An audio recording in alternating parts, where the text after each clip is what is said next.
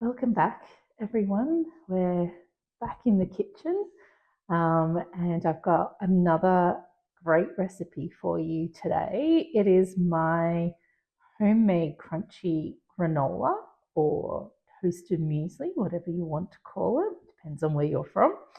Although I've noticed that granola seems to be pretty standard across the board.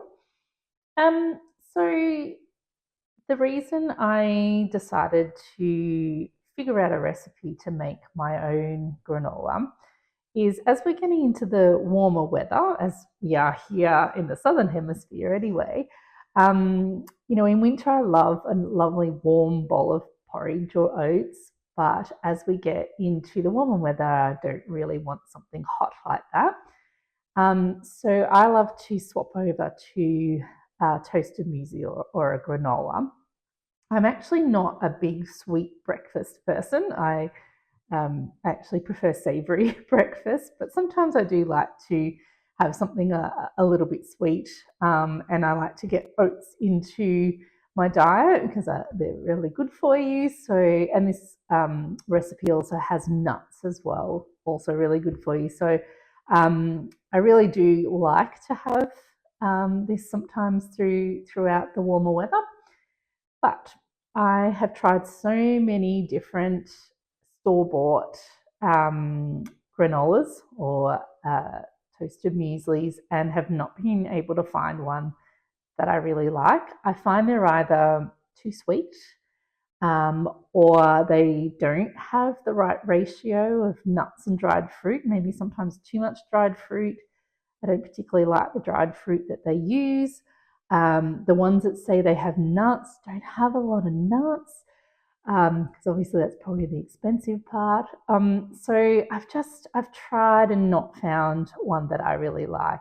They're also really expensive if you get the good brands, the really good quality ones that probably are, if I was to buy a store bought, would be the ones that I would go with, but they're really quite expensive. So this recipe makes a big batch of granola and you can adjust it to suit your own tastes and your own preferences. So I'll show you how I make it, but feel free to adjust and leave out the nuts or leave out the dried fruit or change the ratio a little bit of that. But the base recipe of the oats and the honey and oil, if you just use that and then kind of create your own granola based on what you prefer.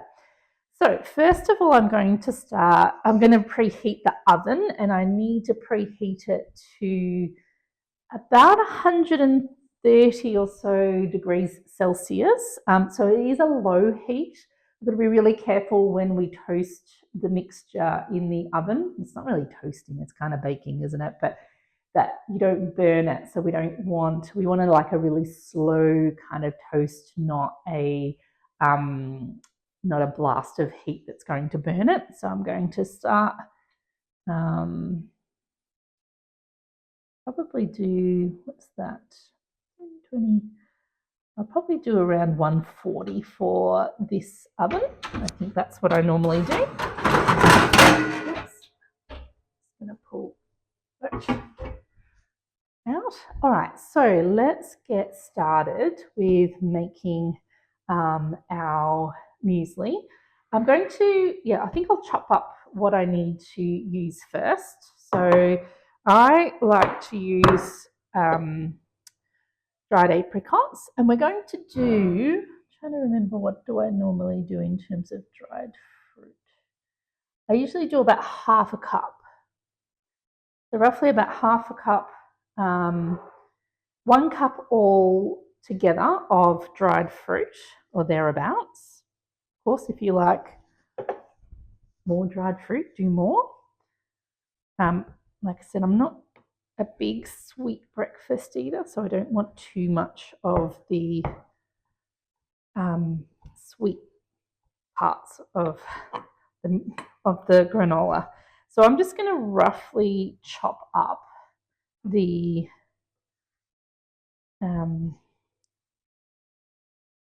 probably need a little bit more. the dried apricots. So, and of course, if you prefer it less chunky and you want it, you can just chop it up a bit finer, but I just roughly chop it up.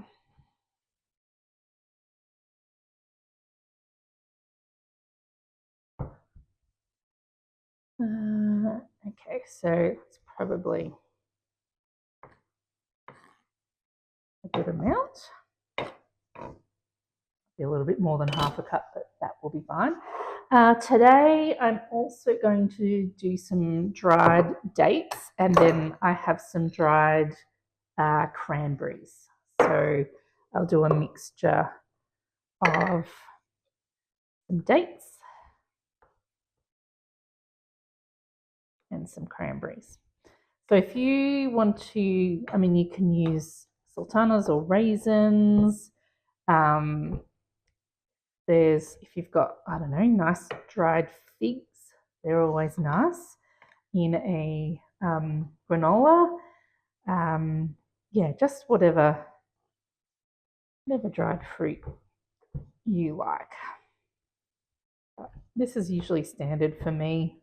Maybe some dates and some apricots and dried cranberries. Oh, I think I have put like sultanas or raisins in the past.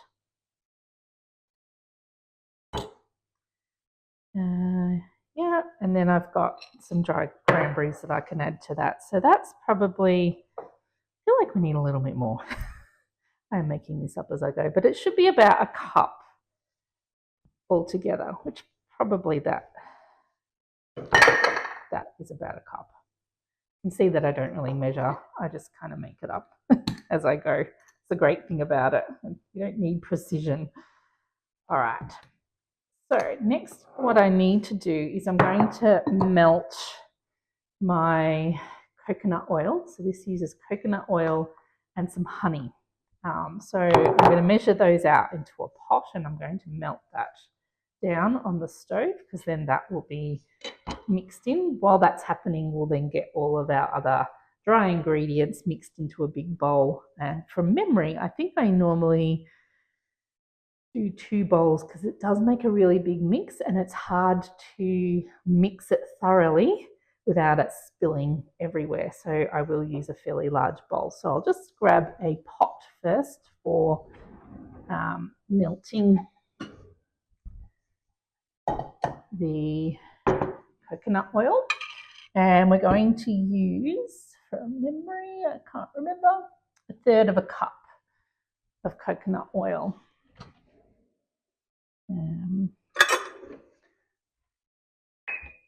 So this is extra virgin coconut oil. I'm not using coconut oil because I think it's healthier or whatever. I'm just using it because it actually gives it a really nice taste.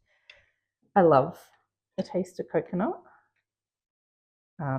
This recipe also has shredded coconut in it as well. Again, if you don't like coconut, that's fine. You can leave that out. And I guess as an alternative, you could potentially use some olive oil or something like that, or butter as an alternative to the coconut oil. I haven't tried it myself, but I'm pretty sure that would work okay. But I don't use coconut oil for very much at all. Probably this is the main thing that I use it for, just because it has a really nice taste. So I'm going to put 1/3 of a cup into a pot. And then I need to put honey, which is 1/2 a cup of honey. Right, let's grab.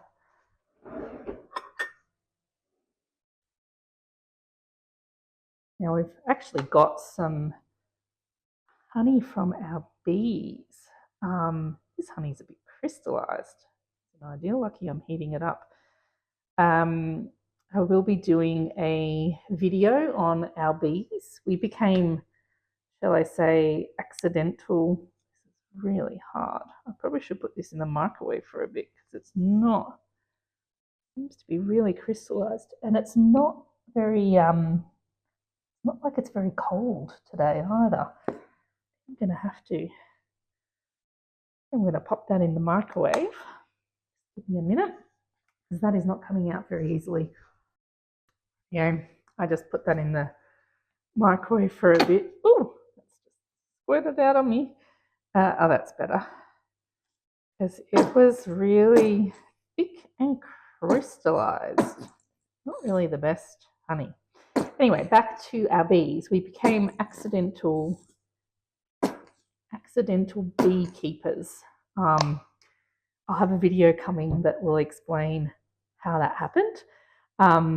And so we've actually had one small amount of honey that we had to clean up the hives, the bee boxes a little bit, because they'd been a bit overgrown, I guess you could say. The bees were making honeycomb and honey over the top of the frames and into the lid. And so we were able to harvest a little bit of honey. I'm going to save that honey for having on toast and so on, and just use up the store-bought honey for this. But hopefully in the future we will have plenty of honey, and it will be perfect for making granola. So I'm going to pop that on the stove over here, and I'm just going to leave that to melt. And in the meantime, we will get together all of our dry ingredients. Now I'm going to need a large bowl, which I've got to find.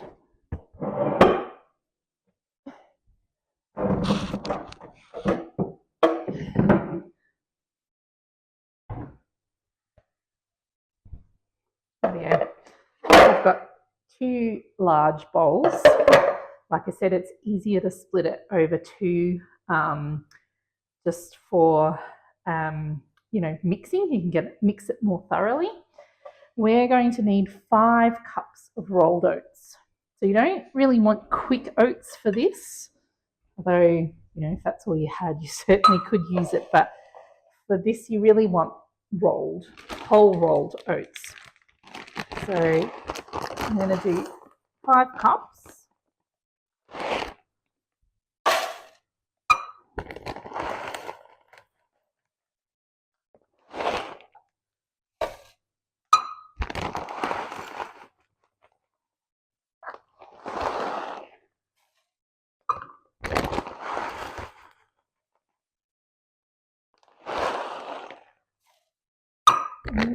Last one.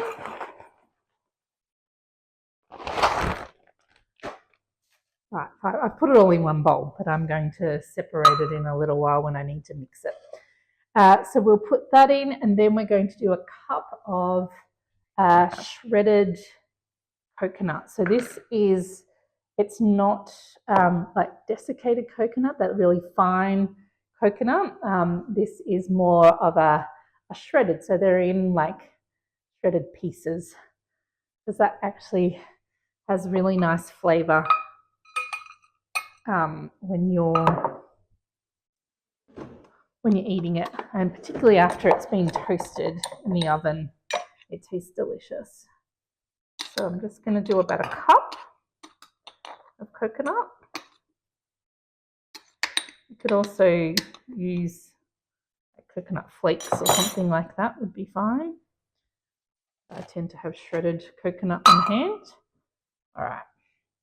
Then we're going to put in our dried fruit. So we've got apricots and dates.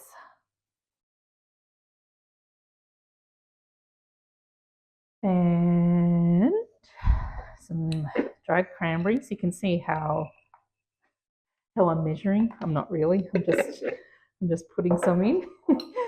And then we've got to do our nuts. And I normally do about 2 cups of mixed nuts, whatever nuts you want to do. I like a lot of nuts, so that's why I do 2 cups of it. So I've got, what have I got here? I thought I took almonds out and I didn't. Hang on, I'll go and grab my almonds.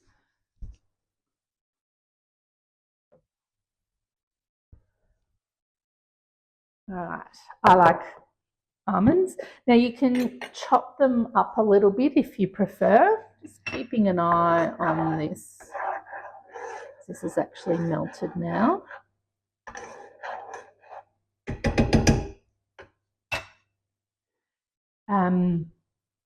Yeah, so you can chop your nuts up a bit, but I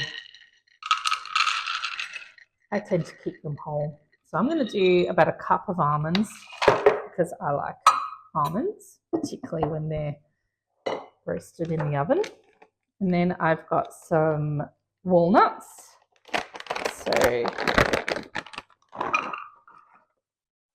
And I've got some cashews. But feel free to use whatever nuts you like. All right, so that's another cup of nuts. Right, dried fruit, nuts, seeds. We want about half a cup of seeds. Now, normally I do sunflower seeds and pumpkin seeds. I didn't have any pumpkin seeds. I forgot to buy it. So I'm just going to do sunflower seeds, but feel free to do whatever you prefer. Alrighty. Put all of that in, and then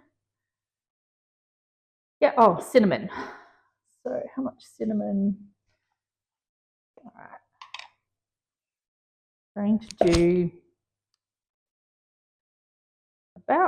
I'm going to do about half a tablespoon of cinnamon. Because again, I like cinnamon. Okay, feel free to use some other spices if you like.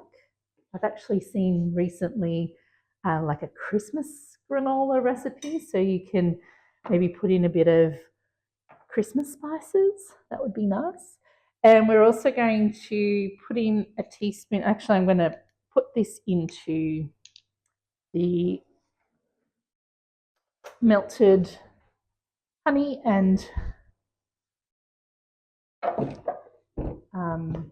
coconut oil, a teaspoon of vanilla essence or extract. Alrighty. Now I'm going to mix the melted coconut oil and honey into the dry mixture, and this is where I'm going to split it. I'm going to put some in this bowl and some in this bowl. Just give it a good mix. Ooh, I've put a lot of cinnamon into that. I can really smell it. Okay. And then I pour in the liquid. I'll put a little bit into that one and a little bit into that one.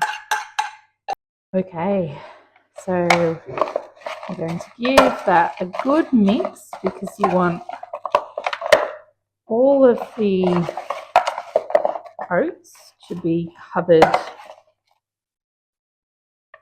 I feel like there's more nuts and dried fruit in that one. That's okay, we can even it out when we put it on the trays. Just mix it so that everything is covered in that coconut oil and honey. And then we're going to get some trays and we're going to spread them out onto 2 trays so that we can put it in the oven to toast. Baking trays, I'm going to put some baking paper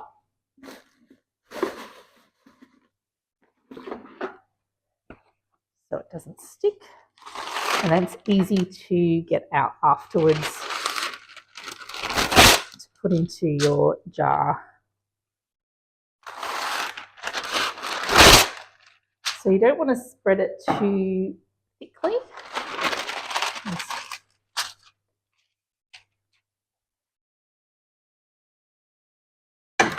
So tip that out.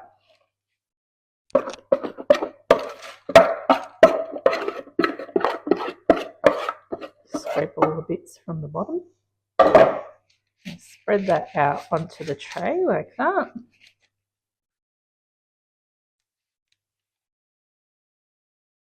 And the rest of this one will go on here.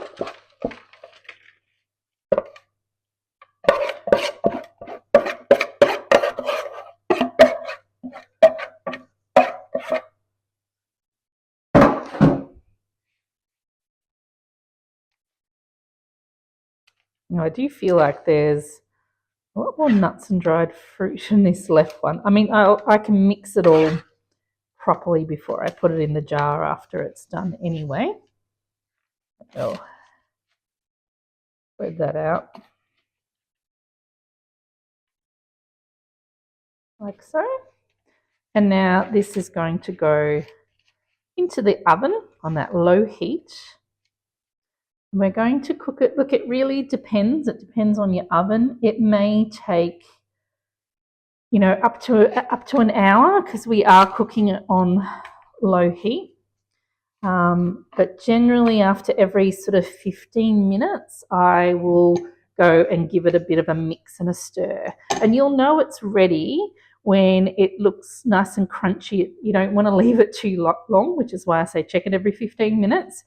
Otherwise it'll burn very quickly. So once it looks like it's getting a bit of a golden colour, then it's perfect and you can bring it out of the oven. So we're going to put this into the oven, check on it every 15 minutes, give it a little bit of a mix so that it gets toasted evenly, and then I'll show you when it's all done, the finished product. I've just pulled out one tray and that is pretty much ready. I wouldn't want to leave it in too much longer because you can see that the nuts have been toasted, and there is a nice, I'm not sure if you can, oh, you probably see it there, the colour on the video, but that is a nice sort of golden colour. The other tray probably needed a little bit more because it was on the bottom shelf of the oven, so I popped it onto the top. That will go for a little bit longer, but this is now done. I'm going to let it cool, and it still feels like it's a little bit soft, but that's just because it's still warm. Once that cools, it'll be really nice and crunchy and ready to store in a jar or container. The granola has come out of the oven. It's nice and crunchy, and it's cooled down, so I can now store it in these glass jars. And the good thing about having baking paper is you can kind of, I'll probably still make a bit of a mess. Oops, I am. But you can sort of pick it up like this and then pour it into the jar. Oh, hang on. Let's reset that a little bit. I might go this way. Oh no, wait, I'll go this way.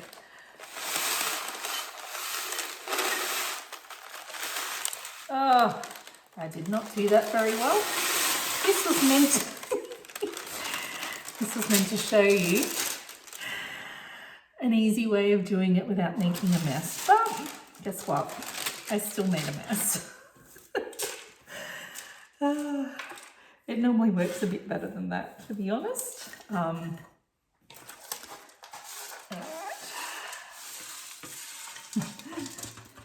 course, that had to happen when I was doing it on the video with all of you. You can have a little chuckle if you like. That might have been a little bit full, possibly that tray as well. And then I've got another one, got another jar here. Let's see if we can do this better. I actually want to break it up a little bit because I think the problem was that it was a little bit stuck together. It wasn't flowing freely.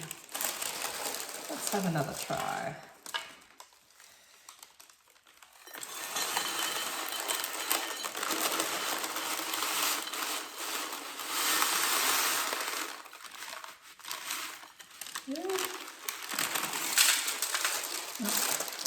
And candle didn't work that well, but most of this ended up on the tray, thankfully, and not all over the bench.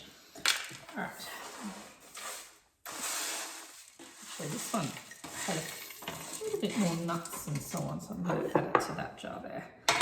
All right, so there we go. We've now got 2 beautiful jars, and these are quite large jars of toasted muesli or nice and crunchy granola ready to eat.